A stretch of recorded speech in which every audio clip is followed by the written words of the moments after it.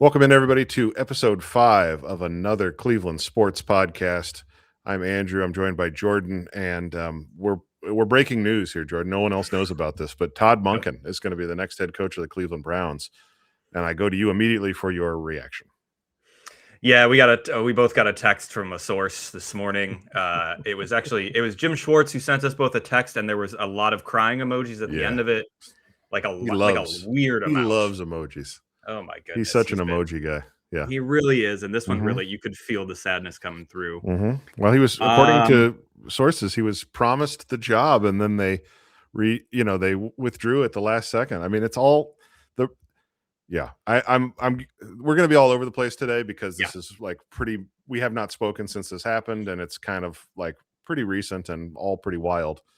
But I have to say that I think beyond the like whatever happens for the actual team, my thoughts are really more just about like what it is these days to watch this unfold in like what's left of social media and yeah, how many people that like not the fans, but people who are like, I mean, I guess I'm including us, people who are like around the media kind of talking about the team have like personality disorders. Like it's crazy. Like and this sort of a thing that's like protracted and there's not really a lot to talk about really like brings it out of people. And I'm including myself. Like it's it's the worst of all of us. it's the worst. It's the worst because you are getting you're refreshing and you're looking for morsels of any information as this, and the longer this went on, the worse it got, Yeah. obviously, because you just were like, what's going on? Especially once they finished the interview with Shieldhouse, which I believe was on Sunday. No, did they Monday. play Yeah, Sunday? Monday. Monday. Yeah, So yeah. they played Monday, or they played Sunday. The Browns flew to LA, did not invite me, which I thought was a bad sign Rude. from the It's rude. beginning. It's rude. Yeah, I It's mean, not and I thoughtful. think I think that's why they didn't end up with him, because I just was not reached out to. Would have Yeah. happily had a $10 cold brew with them Right. somewhere. So like the reporting was that it was you got to keep Jim Schwartz as your DC, but in actuality, what they should have done was keep Jordan as your buddy. Yeah, Like invite yeah. Jordan along. That was the Just actual. have me there with a newspaper, just being like, if you guys need anything, I'm here. Andrew, I think it might be prudent to. I was thinking about this when we were figuring out a time to pod today, to just like re-go through the process in terms of Mhm. like the reports that were out there and some of the candidates, and we don't have to do an exhaustive thing, but Yeah. I think what is so honestly, it didn't even have to be Todd Monken. It could have been Jim Schwartz. It could have Mhm. been really anybody in that sort of realm of like older, lifetime sort of coordinator guy who is not really on anybody else's radar but the Browns. It could have really been anyone in that spot. Um, like obviously I've been trying to like it's so easy to be cynical about this team because they make it so easy to be cynical about this team, and I hate that they do, and I hate Right. that like I was really hoping we were going to get to the end of this, they were going to hire Shieldhouse or Rudinsky, and it was going to be like, okay, cool, they maybe had some names in there that we were not thrilled with, but they did their due diligence and they came out, and these guys they identified, they hired one of them, and that's not what happened. So that's what's made this really really frustrating, and I think too the process to me has been insane I totally agree. because I think so.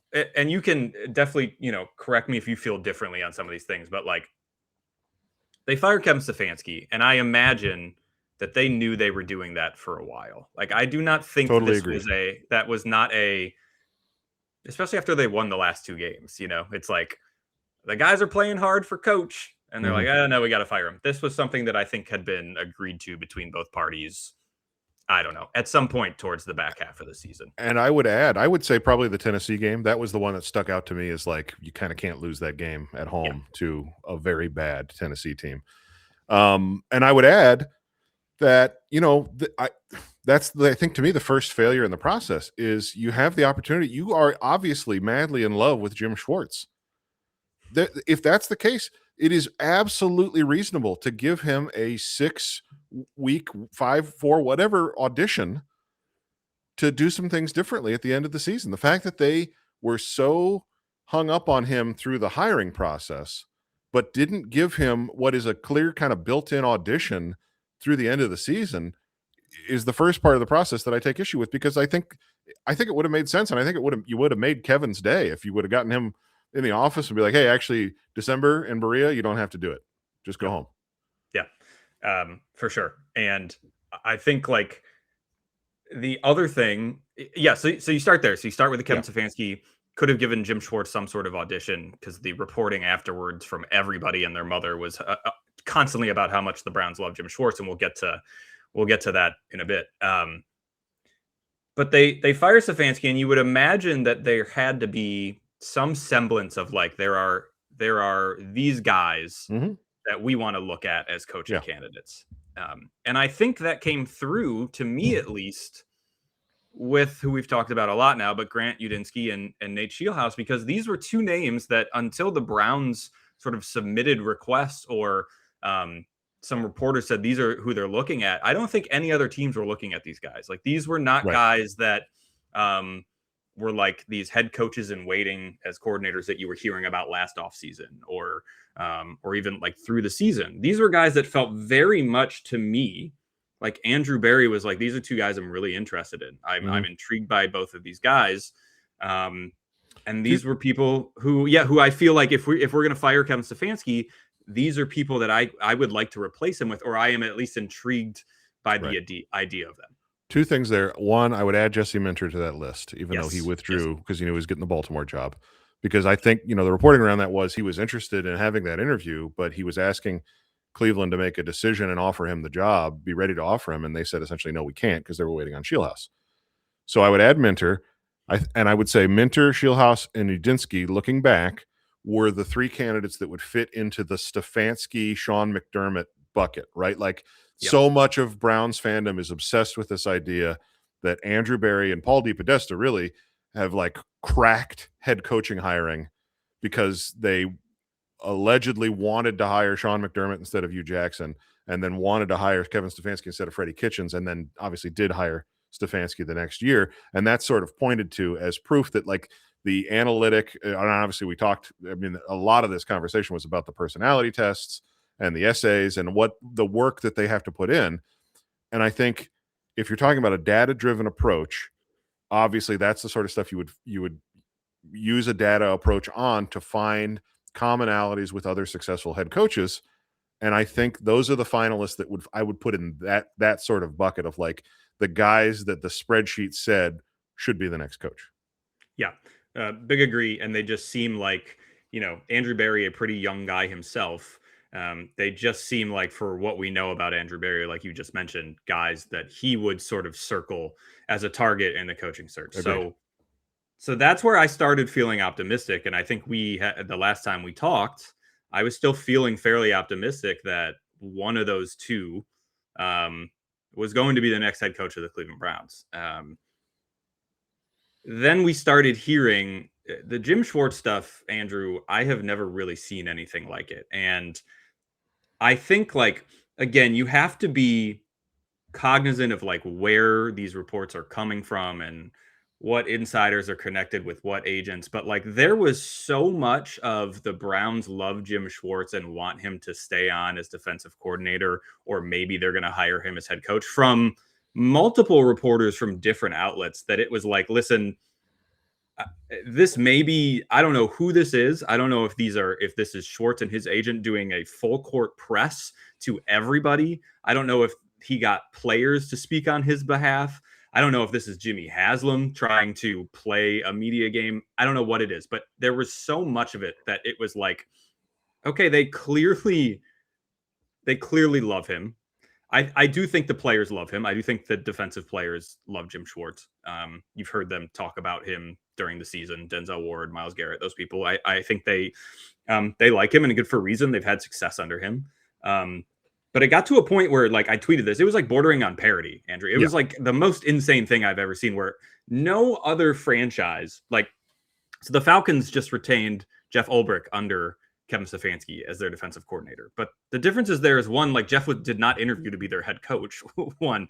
And then two, you just didn't hear any of these reports like the Atlanta Falcons will do anything to keep their defensive coordinator. The Atlanta Falcons, are prepared to blow up their stadium and build a new one just for Jeff. Like, Yeah. you Yeah. just didn't hear any of that. And the amount that you heard, now, again, we're a little more plugged in, obviously, to the Browns coaching search than we are the Falcons coaching search, but like we all followed the same national reporters. So, like, Yeah.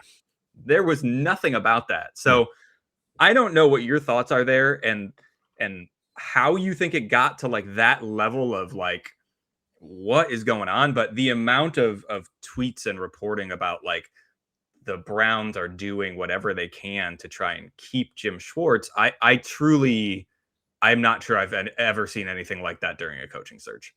Actually, I mean, I think the comparison that comes to mind right away is what just happened in Baltimore, right? Because the reporting around Harbaugh was one of the reasons that they moved on from him was that he was not really willing to fire Todd Monken. Sure. And so like Lamar was unhappy working with Todd Monken. John Harbaugh wanted to hire him in New York. He was going to be the Giants OC if he didn't get this job. And so that led to that coach. I mean, I don't think it was the only reason, but it led to it. When you're John Harbaugh and as soon as you get let go, you can walk into any of the other open jobs easily. I think you can afford to be that stubborn with something like that. And then look at maybe bringing that offensive coordinator with you and basically say like, yeah, we'll just move the whole thing to wherever the Giants practice facility is, right?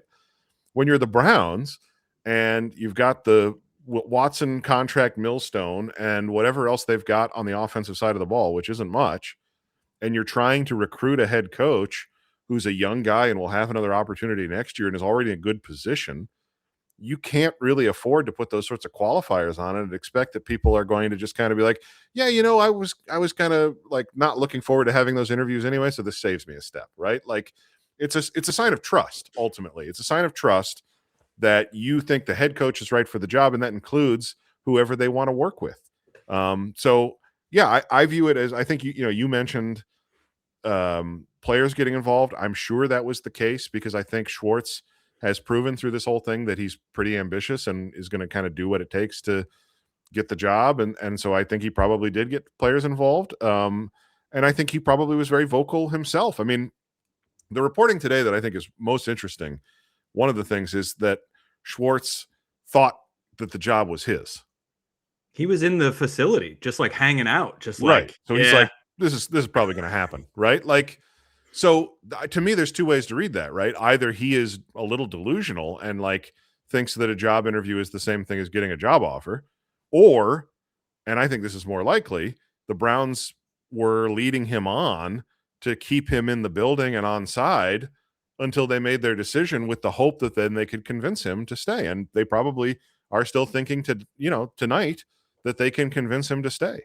But I think that they misjudged, and I really would put this almost entirely on ownership, unsurprisingly, that they just misjudged both how this would impact candidates and their thoughts about the job, because I don't think that the NFL sees what the Browns have defensively in the same way that the ownership does and some fans in Cleveland do, quite honestly. I don't think the NFL thinks what the Browns are doing is special defensively. I mean, I can't say it any clearer than that. I think it's kind of run of the mill, and then you've got Myles Garrett. I think that's the Browns defense. And two, I think the ownership misjudged how it would sound to candidates. And two, I think that the dynamic within the building with the defensive coordinator was messier than it should have been, and clearer communication would have, like, the fact that they're caught off guard by him not getting the job and then walking out tells you everything you need to know, right? Like, that communication could have been cleared up 2 weeks ago. And Albert Breer sent a tweet like an hour ago saying that Schwartz had been telling his friends and family that like if he didn't get the head coaching job, he was not going to stay. So like there is such a insane disconnect between what you're hearing, like, oh yeah, we are going to keep, like, Schwartz will work with a head coach. He'll stay on as defensive coordinator. We'll set that up, to what this is now, where he's not only like, again, and I don't really care how you feel about Schwartz. Like, I don't really care if Schwartz is back or not. But like he's angry. It's not even like he was like, oh, okay, I didn't get the job, I'm out of here. It's like, he declared a vendetta. Yeah, he's mad. We're gonna see some. We might see a PowerPoint. So, I would love that. I mean, I'm kind of hoping for some leaks. In all honesty, I would love some same. leaks. We love leaks. And it's the Jim, only tell us way what to. Kevin went through this season. um, and to your point too about like they're maybe underestimating what these sort of demands would do to some of these candidates. That to me is crazy because what do you think the response of? I'm trying to look at like if I was in any sort of job interview and they were like, we really like you, Mm-hmm. but you're a little young, and so we'll hire you, but you're gonna have to work with Yeah, this person you're going to who's kind of gonna have be a dad, he's gonna be your mentor, but he's gonna kind of be looking over your shoulder. mm-hmm. Like if you're going to hire somebody that you believe is good enough to be your head coach, why are you putting kid gloves on them? Why do you think that Totally would agree. be? And to your point, like these guys both know if Udinsky, Shieldhouse, Minter, who got the job, but now Yep. Udinsky and Shieldhouse are looked upon favorably in the league, which very much seems to be the case. They're just like, yeah, I'm chilling. Our teams both made the playoffs last year. Both of our teams are very good, especially the Jaguars, who now seem like they're on an upward trajectory. The Rams were just one game away from a Super Bowl, maybe a fourth down away from a Super Bowl. So, like, they have no problem going back. You don't have any leverage with them. So why are you, even if it, we may never know if it was like an ultimatum, like you're working with Jim Schwartz or else, or just a suggestion, but Right. they certainly made it known that we would like to keep Jim Schwartz. And you lost, I think, the ability to you lost the ability to attract these candidates that it seemed like you had targeted from the start. You flew a whole contingent out to Los Angeles for an in-person interview. Like that's no small thing.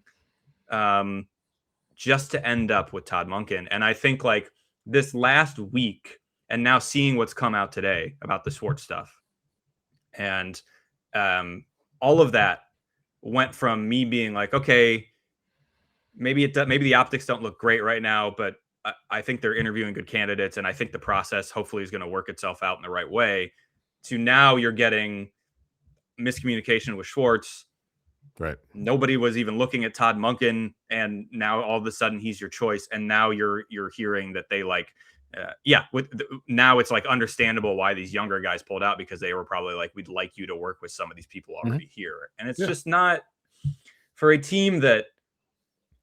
And I think we can go.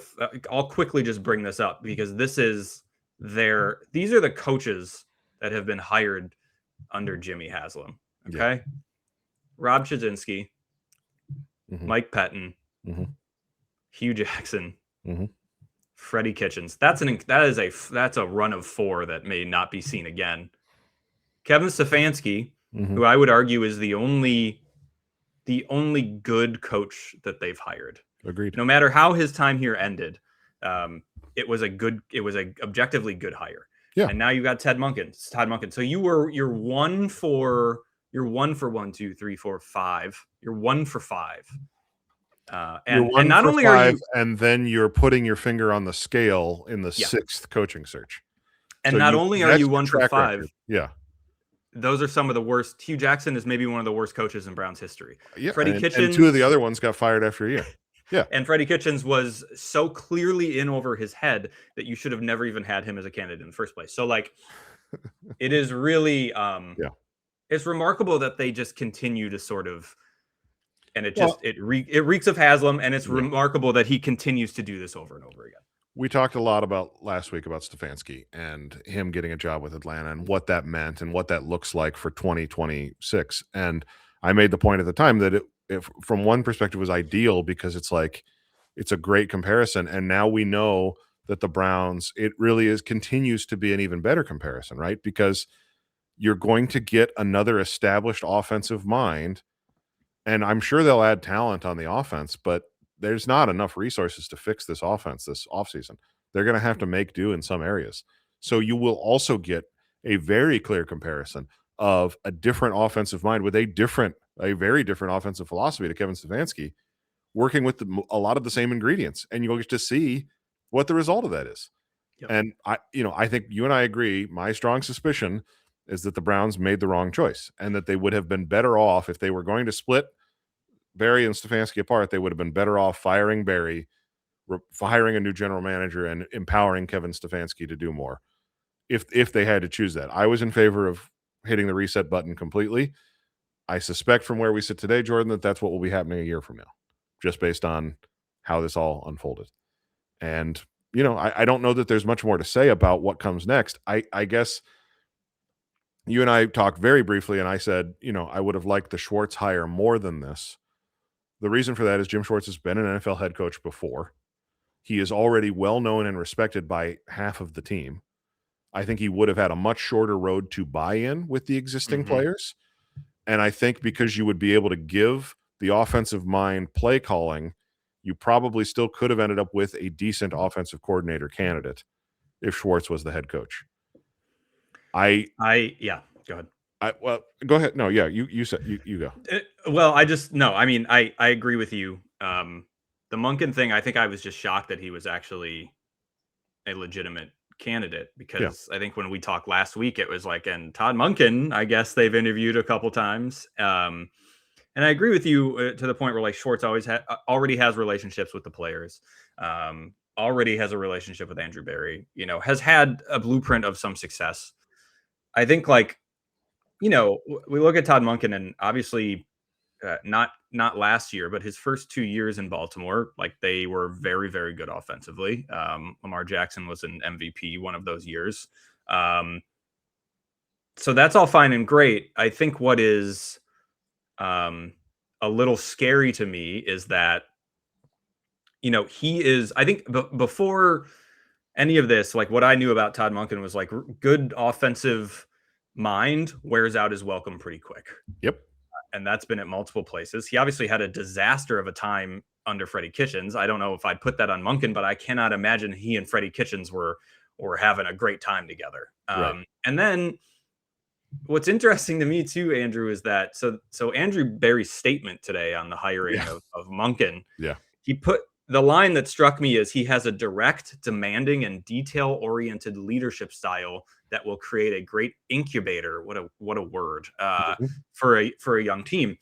The reporting out of Baltimore last season, was that he essentially it wasn't only Lamar Jackson that was like, I'm done. It was like a lot of the offense. And I tweeted out a story from, I think it's the Baltimore Sun, that came out at the end of this year about like what went on behind the scenes and how fed up a lot of people were with Todd Monken. So I'm kind of like, they're highlighting this sort of like my way or the highway. I'm going to be tough on players. And it's like somebody in my mention said he wore out his welcome at a perennial like playoff, like considered to have a pretty good culture under Harbaugh. Like he wore out his welcome in a place like that, and they were winning football games up until last season.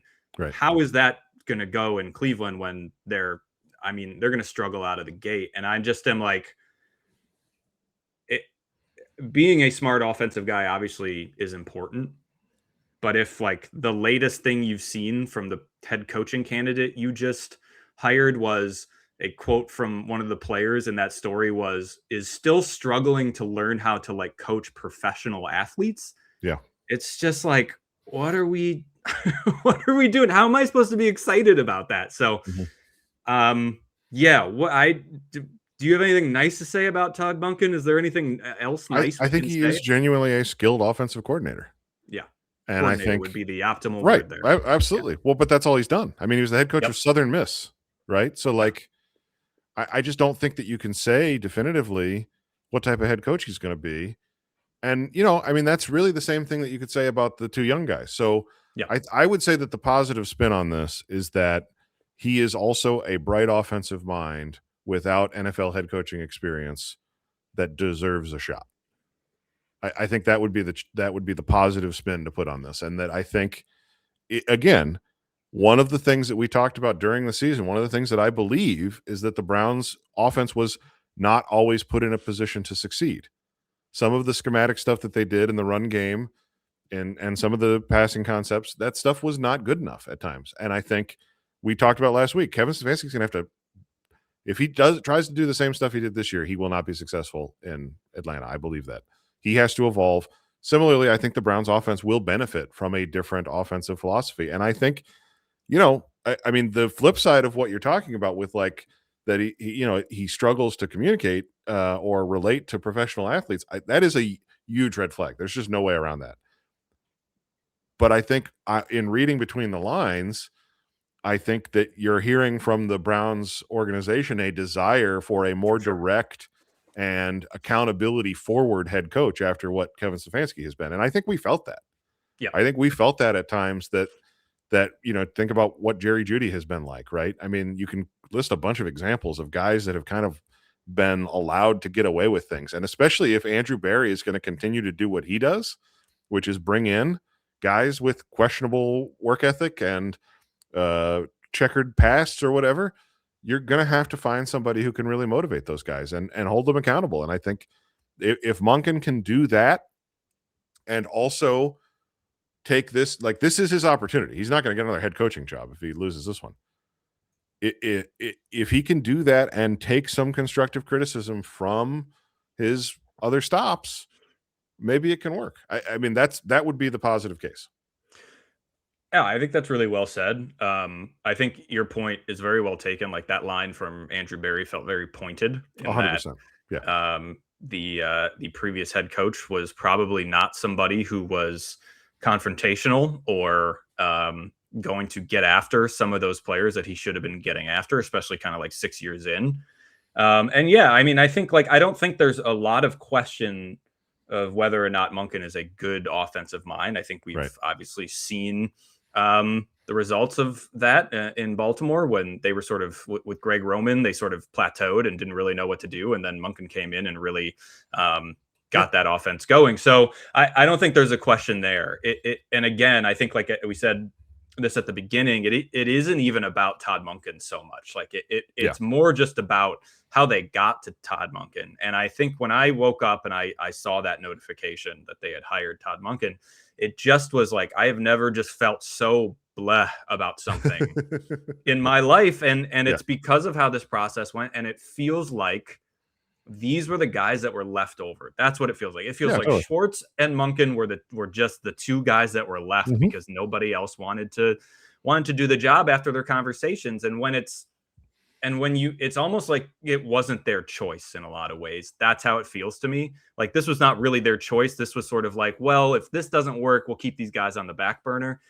And that's not how you want any sort of interview or job search to go. And especially like it feels critical, even though the Browns are bad, this feels like such a critical hire. Like I've definitely seen people being like, oh, well, if he's bad, they can just fire him in a year or two and start over. And I'm just like, that is like, to be so flippant about that is crazy to me. They're going to have an opportunity after this season to potentially select their next franchise quarterback. You're telling me they're also going to be searching for another head coach at that time? Yes, maybe another GM. Yes, I am. Yeah. So that am. To me, like, that's why it's so critical. If he can't last here more than a couple seasons, what was the point? And that is how I hope I'm proven wrong. I'm hoping like he takes this chance and he runs with it and the offense looks great because he's creative and he has a plan. He hopefully has a plan, hopefully wowed them with his offensive plan. But like, it just feels like they had to settle for these two guys because these two guys were the only ones left. Well, you know what's I agree with you. I think the biggest point is that the process looks to be very flawed. And I think it's flawed because the owner is so involved. In terms of what comes next for Monken and expectations, the craziest thing is that now the biggest concern is who he hires for defensive coordinator. Yep. And I think he got the job earlier today because they thought he would keep the existing defensive coordinator. That's how badly they misjudged that. And now you really do run the risk of, not that they're going to be, I mean, I've seen like there's been some strong reactions about Myles Garrett and he'll be unhappy with it. Whatever, man. I mean, he wanted out last year. Like it is what it is. Ask for a trade and they're 5-12. Right, exactly. But the defense, I think could regress. There's things that they did schematically that played to their strengths, especially their pass rush, especially their front four. And I think a different defensive coordinator might not make those same choices. And I think there's a chance that they could be worse. And the Browns with a slightly better offense and a slightly worse defense are probably a worse team than they are this year. And again, it's like, yeah, this was the choices. It was either, okay, well, you're not going to keep Schwartz, but you're going to get, hopefully, a young offensive mind who Right. you think's That really smart. You saw feels him like a coming. gamble. A gamble we Or, understand the stakes of. yes. And then the other gamble is, okay, those guys maybe, you always said from the onset, like, okay, those guys could say no. And Right. unfortunately, you were right. And, but then it's like, okay, well, if you do then go with Monken, well, at least then you get Schwartz and you can keep that defense intact. They're not even getting that. So they got Andrew, they got zero of the things that I think they wanted, or that they sort of presented that to we us as the wanted to options believe that they wanted. that we wanted very deep in a dark place in our hearts, thinking that this organization would make a smart choice. And maybe it's pedantic, but I don't think Shieldhouse said no. I think they turned him. He was a finalist. That's right. And I think I think I saw reporting that said that they informed him today that he was not, that he was out of consideration. Yeah. So like, presumably, I'm assuming the way that went was that, the communication that they had gotten to was that he was not interested in retaining Jim Schwartz, and that he was keeping his name in the mix because he wanted to be a head coach, but was told them, if I take the job, I'm not making any promises in that regard. Yeah. That's my assumption. I could be wrong about that. Yeah. Again, like, so much of this is speculation until we may never know. But because the other option is that he was fine with keeping Schwartz and then they didn't hire him, which that would really blow my hair back. That'd be worse. That would be right. I'd shave my head. We'd both shave our head for the next podcast if that came out. Not the beard though. I'm keeping the beard. No, you got to keep the beard. Yeah, it's but I think the thing with Monken and the defensive coordinator hire and where this goes, a lot of it to me is about the change that happened. While the season was still going on, DePodesta left and went back to baseball. I was not a fan of Paul DePodesta, and I think having somebody in that role was vital for the stability of the franchise. Mm-hmm. Because I think it was one layer of additional insulation between the owner and these big decisions, and another strong voice in the room that had his trust, that could talk him down from impetuous decisions. And I think with Stefanski out and DePodesta in a different sport, you're left with Andrew Berry, who is persuasive and well-spoken, but not, he's the one voice in that room that's probably standing up to Jimmy Haslam. It's JW and, business guys and whoever else is in the search committee. But I'm guessing maybe there's an analytics guy that agrees with Barry, but I'm guessing he was outnumbered in those conversations. And I think where we're going to end up in a year, Jordan, is Jimmy Haslam is going to be meeting with anybody he can get a meeting with to talk about a new president of football type role at the top above the general manager, and just what we just saw happen in Atlanta, right? They hired Matt Ryan. This is like the new thing, that's happened in a bunch of different places. I think that's where this is headed, because I don't think the organization will ever have stability when you've got the general manager and the head coach both reporting to this owner. No, I agree with you, and there's a large sample size now. This isn't like Jimmy has. That's not even a controversial statement. No, it's just not at all. But hey, man, we got to get to Brook Park, so all roads lead to Brook Park. So I just think it's interesting that we, I personally celebrated DePodesta not, leaving, because I thought that I didn't think that he was the right person for the job, but they didn't replace him. And it's also just frustrating to me that Haslam gives this end of year presser when he keeps Barry, and he's singing Barry's praises, and he's pointing out the kicker that he found, and and his rookie class, and then you're not letting him fully listen. All owners are going to have input on a final hiring, but as we know from past experiences, Jimmy Haslam he's not just there at the end. He's there throughout the entire thing. And for you to do all of that with Barry and talk him up like that, and then still not fully trust him to just go hire the guy he wants to hire, which it very much feels like this. I have a really hard time believing, Andrew, that the other Andrew Barry, wanted to stay on so he could end up hiring Todd Monken after a month You really long want to call coaching him Ted search. Monken? Tad? Ted. Ted? Todd. It seems like you want to Hey, call him Ted. Ted. Do you I'll want to call call him him Ted? Ted. I'll call him whatever I want. Yeah. No, I'm kind of thinking maybe we should. Yeah, you hear that? I'm coming to the intro presser and I'm like, "Hi, Ted Ted. Monken. Yeah, this is Ted. Jordan Jordan from Zern. I don't know if you've Unaffiliated. seen me and Andrew's podcast. I don't know if you've watched. We're still not clear on the name. Yeah, we don't have a Yeah. name Yeah. actually. So Yeah. We're on YouTube. but Though. no, we are on YouTube. But I just can't imagine that this was I like agree when with you. Andrew I Barry agree with thought you. about like this coaching search. I He totally closed agree. his eyes and he said, Todd Monken. That's the fantasy. I totally agree with you. And I think as we've said, they ran into more resistance in the market than they thought they would. They had trouble getting candidates on board. I mean, McDaniel taking his name, we didn't have mentioned that today. Mike McDaniel taking his name out. Minter took his name out at a certain point. And you can quibble about like why that happened or whatever. But the point is that when you were making your final decision, which they made today, they were picking between 3 names. Right. Yeah. And there were a lot of other people that they would have liked to be choosing from right now that they were not able to. Part of it is because of how long they took, and that's their own fault. And then part of it is that people weren't interested.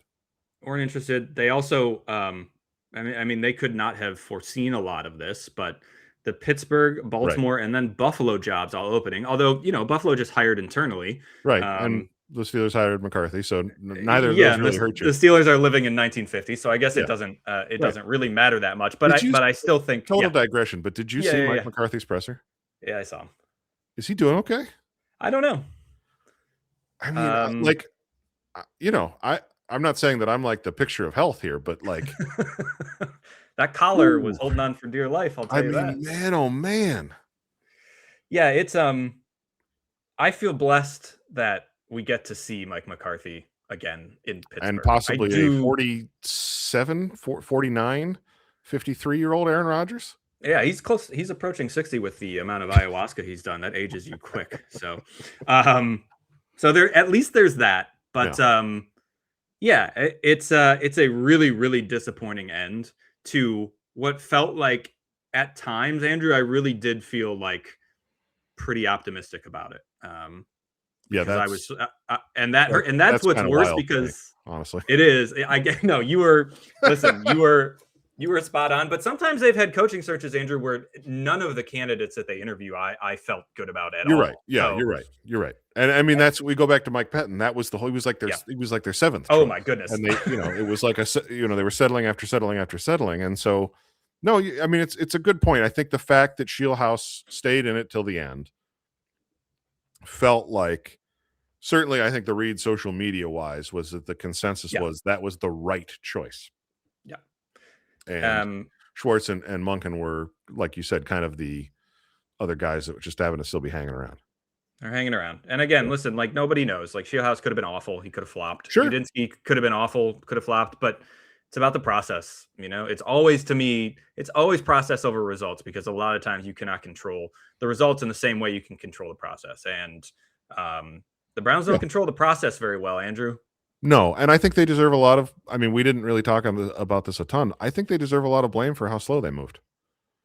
I think not having the Rooney Rule stuff cleared up sooner, and the reasons why they didn't are admirable. Trying to not give token interviews to anybody is an admirable goal. They ended up doing it anyway, but it is still just like, for it to be like over 3 weeks from firing to hiring, other teams having made their firing decision later and made their hiring decision sooner. I do think that also played into the results being what they were. And I mean, I also think the reason it took so long is because I think they got more resistance than they were thinking and weren't able to get to where they wanted to go as fast as they wanted to get there. So I think, there's ample evidence that this process was bad. There's ample evidence of that. And what I would say, Jordan, what I found most interesting today, because I agree with you, you have to analyze the process. There's a lot of people that, now that they've made the decision, there's a lot of fans that want to go to this sort of rhetorical strategy of, well, we're Browns fans, so we got to root for it to turn out however, and he's the coach now, so we got to support him. And it's just that short-circuiting of the part where we talk about the process and what led us to this point is so goofy to me.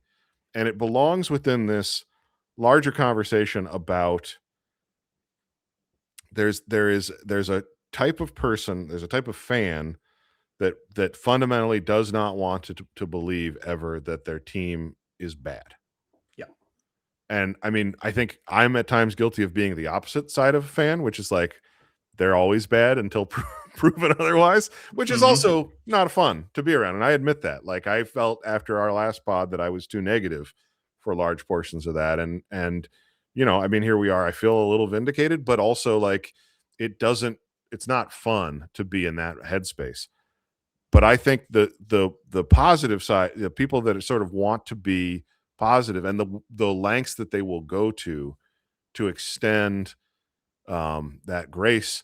What well, I saw today somebody saying that because they didn't hire Schwartz, that proves that they never told any candidate that they wanted to keep him. Right.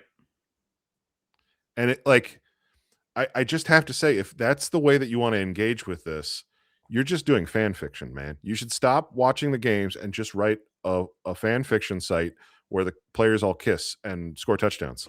Like it's just Oh, you're not engaging with reality, like you at talking all. heated rivalry football edition, That's or what I'm saying. Like yeah. get a few of those fellas in the room and we'll just see what happens. And that's fine. I'm not, No, I no kink shaming here. Enjoy yourself. But that's not reality. But it was, as we just talked about, it was so well reported that that's exactly what was happening. All the way back to the owner's press conference when he said, "Yeah, I want to keep him." He planted the seed the first time he had the chance, and that infected the entire process. It contaminated the candidate pool. It weakened the crop of coaches that they could even speak to, and it led to a worse result. That's bad process. It was well documented throughout. And the fact that then you take the result and say, well, actually, now because of this, it means that everything that was reported is no longer true.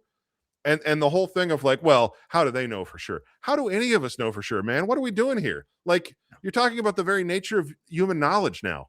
Like, the reason people report about football is because they know more than we do. They know people that know things. I the whole idea of that is just, it's like, again, just go buy some starter figures from the 80s and go play with them on your bed. Like yeah. you're not engaging. Yeah. I think like, well, the very fact that he was in the facility just hanging out because he thought he was going to be head coach Yeah, means for 3 weeks. that they told people, maybe not that he was going to be head coach, but that he was going to be a part of this moving forward. Right. And yeah, like we make fun of reporters on here a lot because a lot of them deserve to be made fun of. But I think they still do their job in that if somebody from Schwartz's camp texted them and said Schwartz is heavily in consideration for the head coaching job, or they want to keep him as DC, I'd like to think that some of those reporters are reaching out to somebody else not in Of course. Schwartz's camp to be Right. like, hey, just looking to confirm that you guys are, he's in the mix. You're thinking and about other type of thing. agents from other coaching candidates who had coaching candidates in those interviews that were being told the same thing. Though that's who Yeah. would corroborate it. It's really straightforward, this stuff. And it's the same thing with the whole thing about, making them write an essay or submit a personality test or whatever. And Tom Pelissero, like, does 5 minutes on that on Rich Yeah. Eisen's podcast. One of the premier NFL insiders, Tom Pelissero, on Rich Eisen's podcast, not like on a blog somewhere. And then Aditi Kinkhabwala goes on the local radio today and tries to walk some of that back, and people are pointing at that like, see, it was always made up. Like, that's just not how any of this works, man.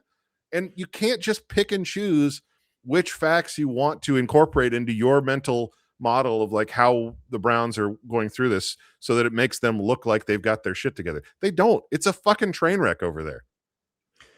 And I was a person who, for a lot of this, like, leaned that way a little, where it's like, man, the Browns are getting killed for, guys pulling out that have also like pulled out of other jobs, but you only hear it when it's in relation to the Browns.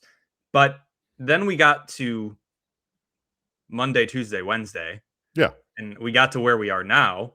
And you're like, no, okay, I was wrong. It's a shit show. Yeah. I thought maybe they knew what they were doing.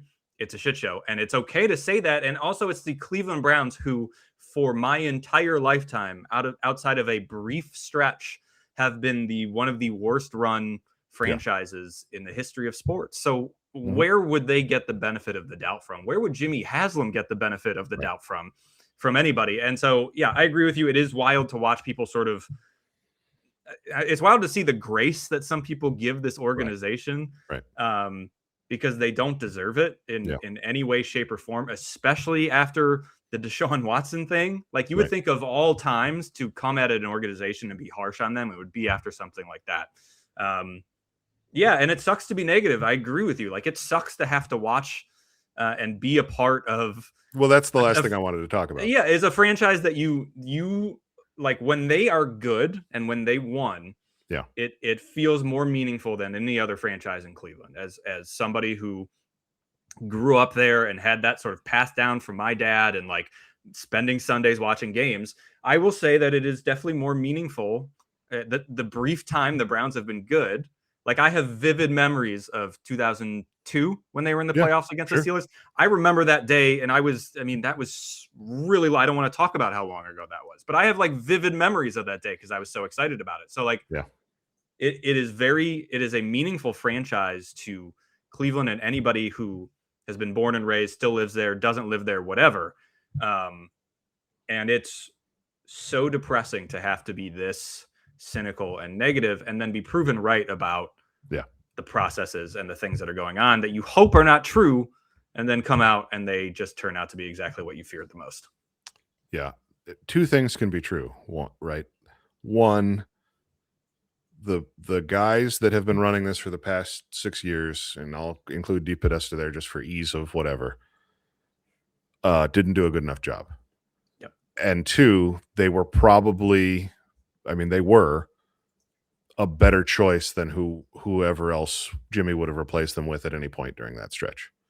And that's really the fundamental conundrum of Browns fandom, is that you cannot hope to, it's as simple as this. If you went back 4 weeks ago and said, all right, the Browns are going to fire Stefanski, Todd Monken's going to be their head coach, nobody's taking that deal. Nobody in the entire fandom is like, yeah, that's a trade I want to make. But that's what we just did. And knowing that it's a 2-15 year and they're the first overall pick and they get to draft Arch Manning, and Jimmy Haslam's the only guy in the room with whoever he's hiring to run things next year, there's a very good chance he's going to make a bad decision again. Like, we're hostages of one of the most incompetent owners in professional sports. Yep. There's just not another way to say it. And it doesn't change. And so, like, the best you can hope for is that he gets the advice that he obviously heard when he hired Paul DePodesta and has now disregarded for whatever reason because of the changes of the past year.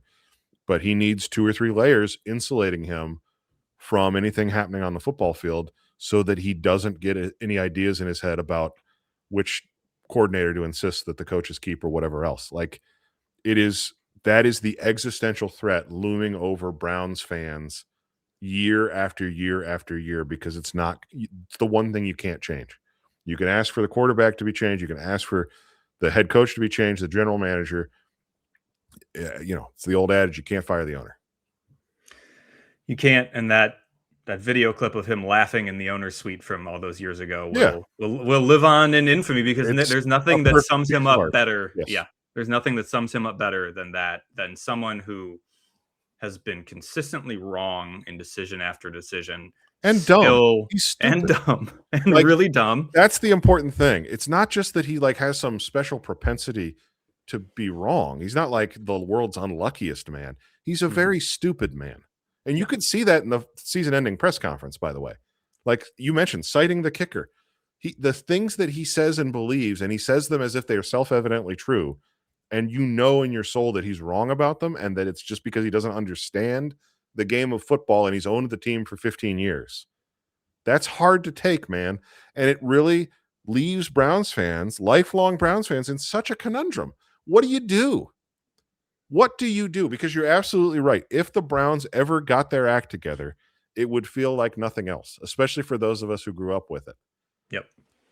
But it feels so futile to put any of your hopes and any of your emotions into an organization that is so manifestly incompetent.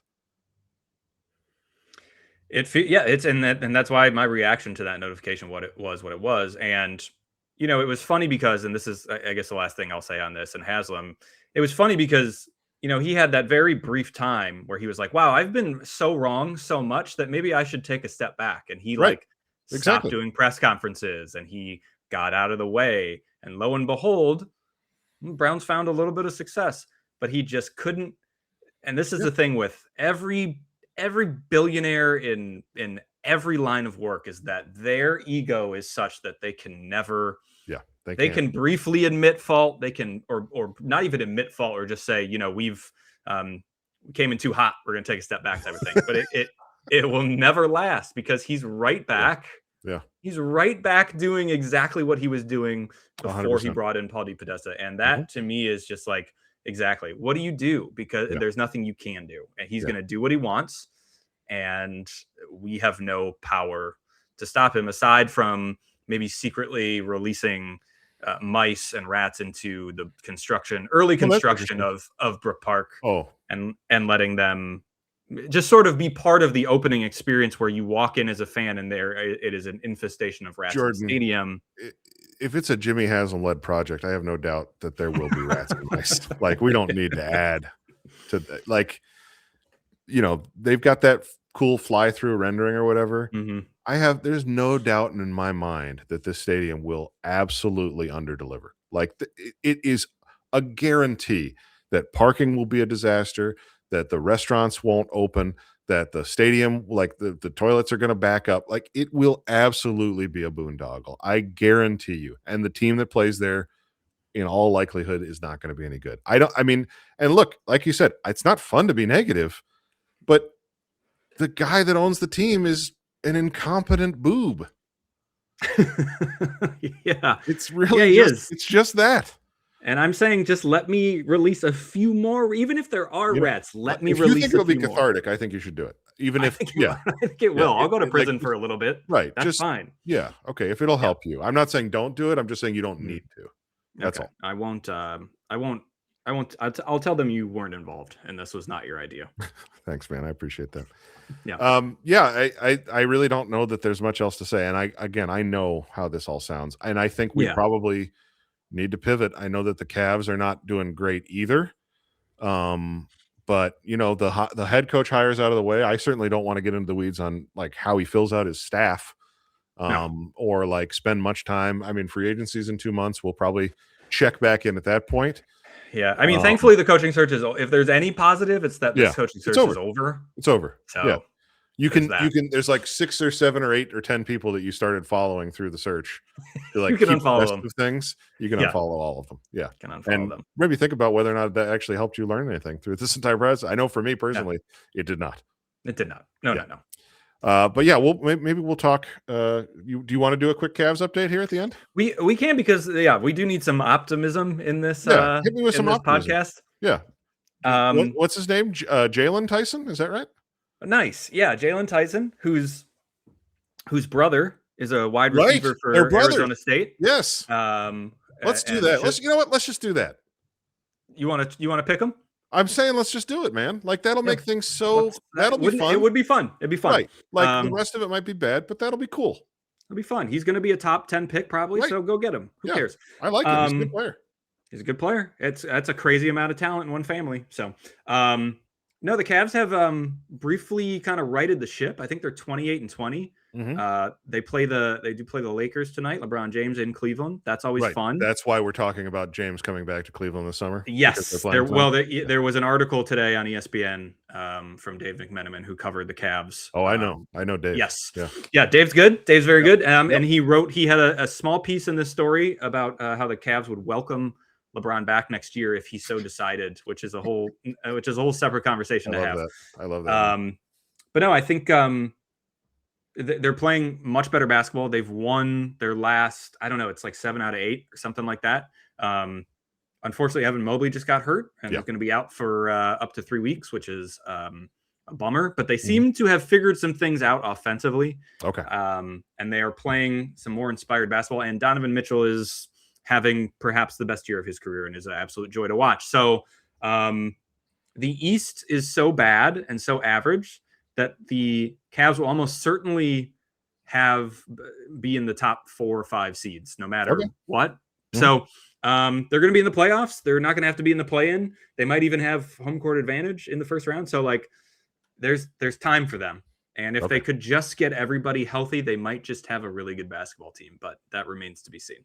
Okay. So a little optimism there, and obviously Yeah. the Guardians signed Jose Ramirez to a gigantic contract that I think was deferred through the heat death of the universe. Is that right? Yeah, when the sun explodes, that is when it is That's the when the money check must gets start mailed. coming in. Yeah. Yeah. Yeah. What a sweethart that guy is. I mean, literally He is. He's the best. deferring money, and will the Guardians use any of it? I mean, yeah. When I like we talk about bad owners, they're different. They're bad in a different way. Yes. And so, They if you could put them together like some sort of transformer, you might have something. now you might have, get Jim, or just get Jimmy to give a bunch of his money to the Guardians, like just a little donation. I don't know. We'll talk about it. Yeah, we'll talk about it. Yeah, no, I I almost think this is kind of, to me, like this is the demarcation of where I want to like unplug from the Browns a little bit, because yeah. I'm disappointed. I feel like what happened validated a lot of my concerns about the franchise. I don't think things are going to get better, like in the short term. So I think, going forward for us for this, there'll probably be a little bit more of a broad Cleveland sports focus. And you know what? We might even look outside of the limits of Northeast Ohio Hey and now. talk about some other sports stories, because I feel like there's some stuff out there in the world that we haven't really been tapping into that we should probably investigate. And it's going to be it'll be quiet for the Brown. I mean, there'll be staff hires obviously, but like Yeah. up until the draft, it's going to be fairly quiet. So, yeah, it's nice to take a break from them because they make it. Yeah, this is like They that make it hard. conversation that you sometimes have in a relationship where you're like, Yeah. like, I'm not saying that it's over, but I am saying that I need some space, and I want a little break. I need Yeah. some time to kind of just be with myself and my emotions. Yeah, I need to Todd. No disrespect, Todd. I need to I think it's process. Ted. Ted. Todd, can I call you Ted? Todd? Is that all right? Ted? Todd, can I call you Ted? Yeah, it would be I funny need some if that time to was his process. nickname. Yeah, Todd, yeah. Ted. Just I just want to go to a cabin in the woods and write some bad poetry. Oh, like man, I just God. I just want to be alone for a while. Yeah. Well, next episode, I want to hear that poem. So Careful what you wish for. that's what I know exactly what I'm wishing for, and it's that. Okay. Great. We had some segments. We did some segments before the Christmas break. We had like engineered a few segments. I forgot all about them last week, but I remembered them. Yeah. And one of them was recommending things. And so I'll go first. Okay. Because I like recommending things, and I would just say that this is a good time of year to if you haven't ever tried being in a sauna, check out a sauna. Yeah, that's my recommendation. Phenomenal recommendation. It's very cold for the, I know that you live in a world without weather, but for the rest of us east of the Mississippi, it's very cold right now. There's probably a place in your town that has like a sauna cold plunge situation. It's more expensive than you think it should be. And I grant you that it might not be available to all of us. Like we have different, things that we can afford or whatever. But if you can afford it and, you've maybe been on the fence, I can just tell you that, this time of year, it will do wonders for your energy levels. It'll really, this is not an ad, by the way. This is just me. Did we get sponsored? And this is like that. You remember when, what was it? Was it K&R that would do the bee pollen? Yeah. I think they're still probably doing it. Are they? Yeah. Okay. Yeah. That it was always just so weird because it was like, I never saw the stuff. I can't imagine what it would even look like. What is that? And maybe you're feeling the same way about a sauna, but I've been sauning a fair amount this winter and it's really been helping. So that's my recommendation. No, I'm pro sauna. My gym here has a sauna and I use it constantly and it's wonderful. So, yeah, you get it. Yeah, I get it. I'm a sauna-er. A sauni. Yeah. That's a great recommendation. I feel like Thanks, whenever I think of recommendations, I always think of television or movies. Yeah, that works. That's just where my brain goes. Hit me. Oh God, wait, what am I? Oh, Movie that I saw recently was called "Is This Thing On?" with Mhm. Will Arnett, as well as Laura Dern is in Yeah. it. Mhm. Um, Honestly, the perfect little movie. It's Yeah. just truly like it's. I mean, some of it is sad. It's about a guy who's basically going through a divorce and finds stand up comedy as an outlet. I love Will Arnett, so like I was Mhm. in immediately, but it is Yeah. um, genuinely a really like perfectly timed. Mhm. Like it ended, you felt like it was the perfect amount of time. Pretty funny, some really good life messages, just like a perfect little movie. So I think it's still in theaters. If not, it's a great movie to stream whenever it comes out. But Is This Thing On? Highly recommend. Really enjoyed it. Okay, there you go. We did recommendations.